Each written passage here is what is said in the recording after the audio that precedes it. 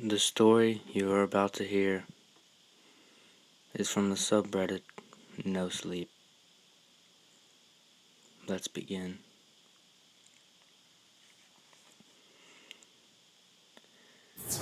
I don't celebrate Halloween. When the trick-or-treaters come out and start prowling my street, I make sure to keep my front porch lights off and pull the shades down. If someone rings my doorbell, despite all my precautions, I hide in the bedroom and pray they do not ring it again. There's always a fear that maybe it's not a child in a Ninja Turtle mask or wearing a sheet over their head. Maybe, just maybe, it's Granny Clark. Granny Clark is the reason I stopped celebrating Halloween. Abigail Clark, known to everyone in Hollisfield as Granny Clark, was the kindest, sweetest old lady in existence. She lived in a little green house at the top of Tamarack Lane that bordered a broad expanse of forest.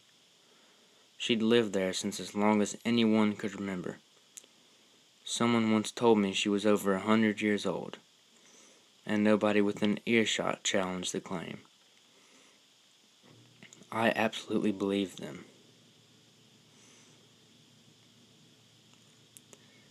Juniper Street, the street I lived on, just happened to touch that same forest as Granny Clark's. There was a path that wound through the woods, all the way up the hill to her driveway. Many an afternoon was spent playing in those woods, climbing trees, building forts out of sticks, or running down that winding path from Granny Clark's driveway to the end of Juniper Street, pretending wolves were biting at my heels. I can't lie to you, I always felt somewhat unnerved being around Granny Clark. Maybe it's the way she walked all hunched over, her arms bent at the elbows like a Tyrannosaurus Rex. Maybe it was her shock white hair that stuck out in all directions. Or maybe it was the way I could see her blood vessels clear as day through her translucent, liver-spotted skin, and the way her fingers seemed unnaturally long and thin. My beloved mother took me to see her once when I was 7 years old, because they were coordinating together on an arts and crafts table at the local fair. I remember that her little greenhouse smelled like lavender and mothballs, and the rooms were lined with photos of children. Some of the photos were in black and white, or faded like they had been taken many, many years ago. "Are those all your kids?" I asked Granny Clark. She smiled and looked around the room. "These are all my lovely babies." Afterward, as my mother and I walked down the path to Juniper Street hand in hand, I told her how amazing I thought it was that one person could have so many children. She just laughed at me. "They aren't really her kids," she said. "Miss Clark doesn't have any children of her own. Those were photos of other people's kids." "Why does she have photos of other people's kids?" I asked. "Because their parents gave them to her." "Did you give her my photo?" "Not yet." I looked at my mother with concern. "Please don't." She frowned, but said nothing the rest of the walk home. 5 years later, I got permission to go trick-or-treating with my friend Spencer on Halloween. Spencer lived over on Rosemond Avenue, which connected with a number of other streets, including Tamarack Lane.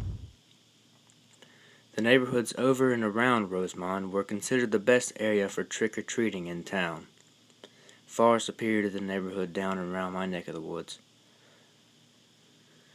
Together we convinced both of our parents that we were old enough to go on our own, and that they would just slow us down. What I did not know at the time was that Spencer had other plans in mind. When my dad dropped me off at his doorstep in my pirate costume, of course complete with eye patch, black marker goatee, and stuffed parrot velcro to my shoulder, Spencer was already outside, sitting on the front stoop. He was going as either a zombie or an accident victim, I never really asked. His clothes were all torn and covered in stage blood, and he'd used some sort of wax to create open sores on his arm and face. I was genuinely impressed with the amount of work he'd put into making himself look absolutely grotesque. Once my father's car rolled out of sight, Spencer grabbed me by my arm and held me around the side of his house to the garage. "Listen," he said, "you have to help me pull something off tonight." "It better not be your pants," I said. "Haha," he gave me a serious look. "Josh dared me to prank old lady Clark." Josh Gurry was a kid in our grade who Spencer had a habit of butting heads with. They weren't enemies or anything, but they had a rivalry, I guess you could say, ever since they had to wrestle in gym class and Spencer pinned Josh in under a minute. Josh was always trying to make Spencer look weak in front of the other kids our age, and Spencer refused to ignore it whenever he did. Probably out of a matter of pride. Granny Clark? I didn't like the idea of doing anything to anyone, let alone an elderly person. Spencer saw the concern in my eye. "We're not going to do anything too serious," he said. "What were you planning?" "It's simple," Spencer smiled. "You distract her by trick-or-treating her at the front door. Just keep her talking. I'm going to go in the back." "No way," I hissed. "I'm not going to be an accomplice to breaking and entering." "It's not breaking in. She always leaves her back door unlocked, man. Don't worry." That seemed like an odd thing to know.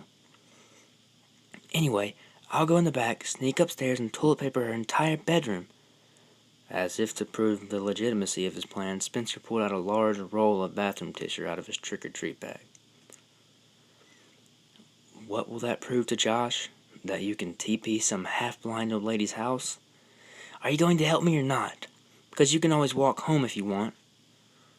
We stared each other down through our makeup effects for a couple minutes, before I sighed and gave in. "But promise me we'll do a bit of trick-or-treating, too," I said. "Otherwise my parents will know we are up to something if I do not have candy." "Of course, I want candy too, jeez." With that, we set out, trying not to seem obvious. We meandered around the neighborhood for a half hour, letting the sun set and waiting for most of the trick-or-treaters to finish down our lane. To reduce the chances of someone spotting us, I got some candy to get started on my alibi in case I was questioned later as my involvement in scaring the old lady half to death. My stomach was very unhappy with me, and made it known by clutching up like a fist. I was hot in my pirate costume, but my whole body was shaking with anxiety. I was nervous.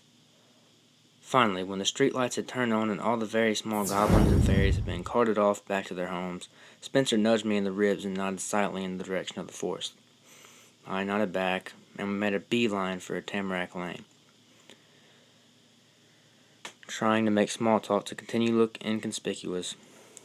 When we got to the end of the tamarack lane, Spencer threw his arm out, stopping me in my tracks. We both stood, looking at the little green house at the top of the hill. The front porch light was off. "Shit!" Spencer hissed. "Welp, she's in bed. Abort mission." I started to turn when Spencer grabbed my arm firmly. "Wait, I think I see her moving about in the kitchen." There was someone moving around the kitchen. I couldn't make out who, just a silhouette pacing around in the back of the house, right near the door Spencer was planning to sneak through. Spencer reached into his trick-or-treat bag, fumbling around for a minute before pulling out something and shoving it into my chest. "Here, take this." I looked at what he handed me and looked down at it. "A walkie-talkie? Are you fucking serious?" "Stick it in your candy bag, then go ring the doorbell, and if you can't keep her busy, just reach in and click on the button twice. I'll hear it and I'll bail." "Dude, the porch light is off."